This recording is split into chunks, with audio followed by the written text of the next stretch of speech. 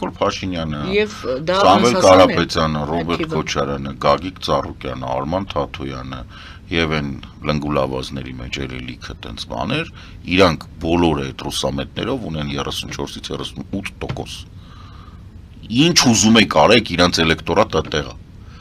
Նիկոլ Փաշինյանին ընտրում են այն մարդիկ, ովքեր ասում են՝ դե լավ, հա իհարկե մենք տենց բան, տենց, բայց Ռուսաստանի հետ հարաբերությունները պետք է պահենք։ Հասկանում եք, Նիկոլ Փաշինյանի էլեկտորատը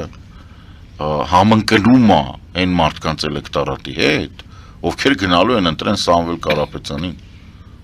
Իրանք տարբեր չեն, իրանց մոտ